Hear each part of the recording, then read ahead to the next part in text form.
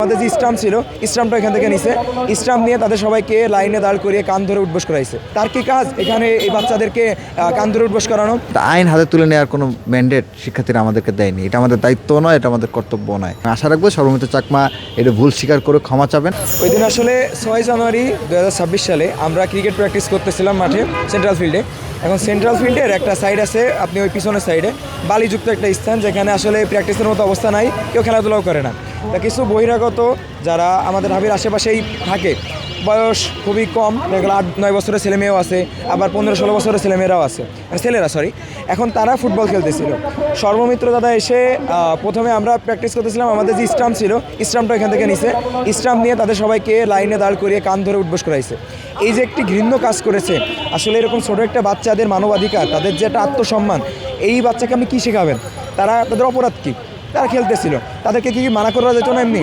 নাকি তাদেরকে ঢুকতে বারণ দেওয়া যেত না প্রক্টোরিয়াল টিম দিয়ে কিংবা গেটম্যান দিয়ে? তাদেরকে তো আটকানো যেত, কিন্তু তারা না করে শাস্তিস্বরূপ এই যে কান ধরে উঠবোস করা, তাদের এই যে মানবাধিকার ক্ষুণ্ণ করা, তাদেরকে এই যে ঘৃণ্য একটা বাস্তবতার সম্মুখীন করা, এটা আসলে আমার কাছে মনে হয়নি কোনো দিক থেকেই ঠিক হয়েছে। আর এই যে কাজটা, এই কাজের অধিকার তাকে কে দিয়েছে? তিনি একজন ডাকসুর কার্যনির্বাহী সদস্য। তার কি কাজ এখানে এই বাচ্চাদেরকে কান ধরে উঠবোস করানো, তাদেরকে লাঠি দিয়ে শাসানো? না, তাদেরকে কেউ বাধা দেয় না এখানে। কারণ আমার কাছে কেন জানি মনে হচ্ছে ঢাকা বিশ্ববিদ্যালয় তাদেরকে এমনই সুযোগ দিয়ে দিয়েছে, তাদেরকে লাই দিতে দিতে এমন পর্যায়ে নিয়ে গেছে, তারা এখন নিজেদেরকেই সব কিছু মনে করা শুরু করে দিয়েছে। তারা কারোর বাধাও মানে না। আর সেখানে তারা কোনো না আছে প্রক্টোরিয়াল টিম, না আছে কোনো পুলিশ সদস্য বা কিছু, কেউ না। সে এবং তার দলীয় 2-3 জন সাথী, বলতে গেলে শিবির, তাদেরকে নিয়ে যে তারা যে কাজগুলো করেছে, এই যে শাসানো, স্টাম্প দিয়ে তাদেরকে মারতে যাওয়া কিংবা তাদেরকে কান ধরে উঠবোস করানো, এর ঘৃণ্য প্রতিবাদ জানায়। আসলে এই ধরনের কাজ ডাকসু থেকে আশা করা যায় না।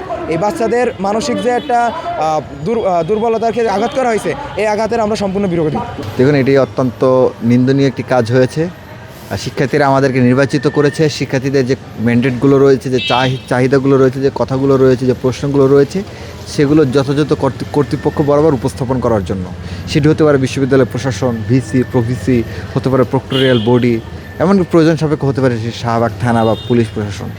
এটা আমাদেরকে তারা প্রতিনিধি হিসেবে নির্বাচন করেছে তাদের কথাগুলো উপস্থাপন করার জন্য। কিন্তু আইন হাতে তুলে নেওয়ার কোনো ম্যান্ডেট শিক্ষার্থীরা আমাদেরকে দেয়নি। এটা আমাদের দায়িত্ব নয়, এটা আমাদের কর্তব্য নয়। সৌমিত্র চাকমা তিনি ক্যাম্পাসে অনেক কাজ করেছেন, তার অনেক অবদান রয়েছে। ক্যাম্পাসে বর্তমান ভবগুলো উচ্ছেদ থেকে শুরু করে আর ক্যাম্পাসকে একটু নিরাপদ ক্যাম্পাসে পরিণত করার ক্ষেত্রে তার হিউজ ভূমিকা রয়েছে।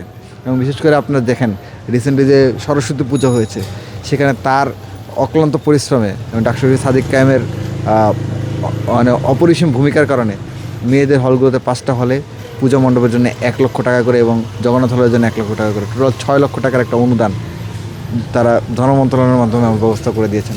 তো সৌমিত্র চাকমার অনেক অবদান রয়েছে ক্যাম্পাসের, এবং তিনি অনেক কাজ করেছেন নির্বাচিত হওয়ার পর থেকে ক্যাম্পাসটাকে শান্তিপূর্ণ নিরাপদ ক্যাম্পাস নির্মাণের ক্ষেত্রে।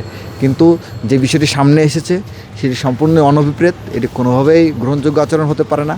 আমাদের নির্বাচিত প্রতিনিধিদের কাজ হচ্ছে আমাদের যে সকল সমস্যা রয়েছে সেই সমস্যাগুলোকে যথাযথ কর্তৃপক্ষ বরাবর উপস্থাপন করা, কিন্তু আইন হাতে তুলে নেওয়ার কোনো রাইটস আমাদের নেই বা কারোই নেই।